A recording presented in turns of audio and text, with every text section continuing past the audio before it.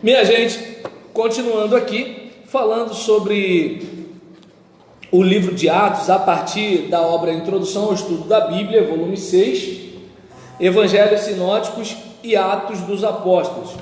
E a gente está vendo o capítulo 9, na quarta parte do livro, o capítulo 9 da obra de Lucas Atos, falando sobre o conteúdo lucano. Bem, as duas obras têm caráter narrativo, apresentam a atuação de Jesus e de algumas comunidades da primeira geração cristã como etapas de uma mesma história. Por isso, a segunda parte começa resumindo o que se disse na primeira para fundamentar a continuação do relato. E aí, ou seja, digamos que a gente estivesse assistindo uma série na Netflix, ou então de repente nós estivéssemos assistindo Rambo 2, Rambo 3, Rambo 4, Rock 1, Rock 2, Rock 3, Rock 4, Rock 5. O que acontece? A gente está tendo uma narrativa, encerrou. He's my brother, de Bill Medley. E aí nesse caso, né, você, por exemplo, no próximo filme, você vai lidar com uma revisão do que aconteceu. Não tem como contar tudo, porque se contar tudo, não faz o filme atual, né? Não tem como. Então, mas vai pegar flashes, alguma coisa, para situar o cara da continuação. Por exemplo, numa série, geralmente faz o quê? No episódio anterior, no último episódio, nos últimos episódios, em episódios anteriores, entende? E aí nisso, por quê? Para recapitular. No caso aqui, a gente tem o Evangelho e tem Atos. Em Atos, vamos dar pelo menos um feedback, né, de algo do Evangelho para o leitor se situar, que no caso dele é o excelentíssimo Teófilo. Continuando aqui então, o conteúdo do Evangelho é semelhante a Marcos e Mateus, lembra? Sinóticos, sim, de estar tendo a mesma perspectiva, de estar junto, né, tendo a mesma perspectiva. E aí nisso, o conteúdo do Evangelho é semelhante a Marcos e Mateus, tanto nos fatos narrados, como na ordem de apresentá-los. Depois de um prólogo literário, começa como Mateus, com alguns relatos sobre a infância de Jesus. Depois concentra-se no ministério público, que começa com João Batista e seu batismo, e é seguido pelo batismo de Jesus, sua genealogia e as tentações. O ministério se desenvolve em 3 grandes cenários: Galiléia, o caminho para Jerusalém, e Jerusalém, onde morre. Então a gente tem Galiléia, o caminho para Jerusalém, e Jerusalém, onde morre. Ressuscita, instrui e envia a missão e é elevado ao céu.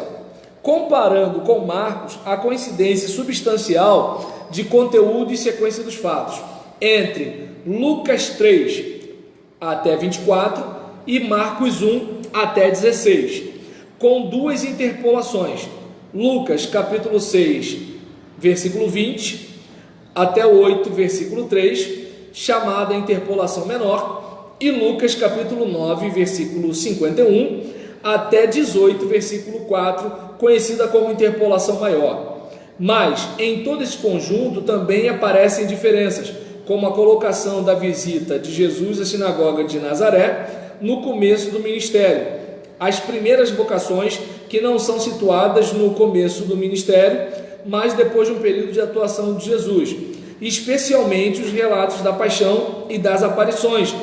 Comparando com Mateus, coincide em incluir uma série de tradições não contidas em Marcos e em antepor um relato da infância, embora de conteúdo diferente. Finalmente, contém uma série de tradições próprias.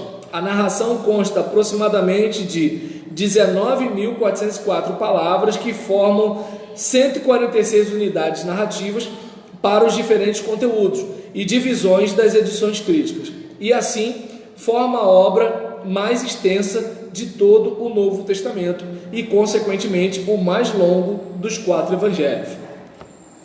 Atos dos Apóstolos. Com relação a Atos dos Apóstolos, a obra começa com um breve prólogo, intimamente unido à repetição dos relatos da última aparição e ascensão de Jesus, já narrados no Evangelho, e continua com a apresentação da comunidade de Jerusalém e a eleição de Matias. Segue o Pentecostes e o relato da atividade missionária da igreja de Jerusalém, protagonizada por Pedro e a dos helenistas. A seguir, depois de narrar algumas premissas que explicarão a missão universal, como a conversão de Saulo, a conversão dos primeiros gentios e a fundação da igreja de Antioquia, o relato se concentra na expansão missionária pelo mundo dos gentios, protagonizada por Paulo, e termina a narração com a chegada deste prisioneiro a Roma. A obra compõe-se mais ou menos de 86 relatos, com aproximadamente 18.374 palavras. Então a gente, por exemplo, vai observar, né, que em Atos a gente tem esse prólogo e depois a gente tem uma série de perícopes, série de narrativas falando sobre o desenrolar. Começa como? Começa com Jesus. A continuidade vem com quem? Com os discípulos, mas no contexto judaico, capitaneado por Pedro.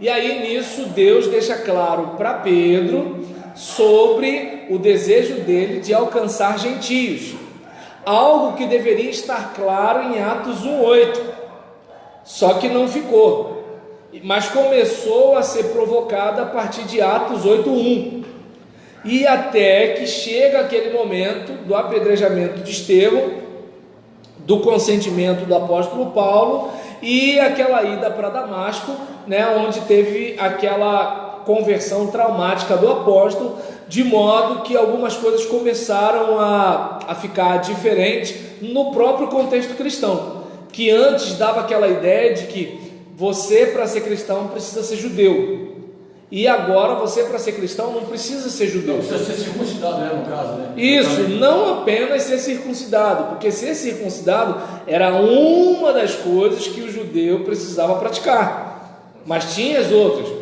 Tinha a questão da dieta, tinha a questão dos dias, das festas, tinha várias e várias situações. E aí nisso, a partir daí, não, Cristo é suficiente.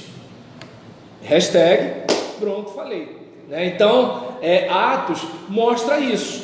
Começa lá com Jesus, né? E depois de Jesus a gente tem a liderança petrina, e depois a gente tem a liderança paulina. A liderança petrina é para mostrar o evangelho no contexto judaico, e a liderança paulina para mostrar no contexto gentio. E o que acontece?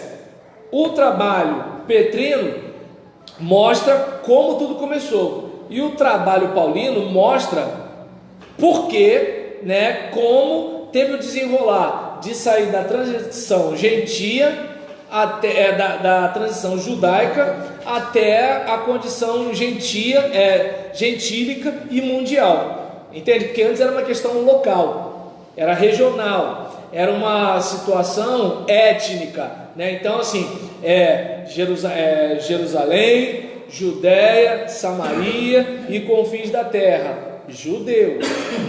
E aí depois não, depois todo mundo, certo? Então a gente vai ter nosso intervalo aqui, e daqui a pouco a gente volta para falar sobre a questão da linguagem e do estilo lucano na composição de Atos dos Apóstolos, beleza?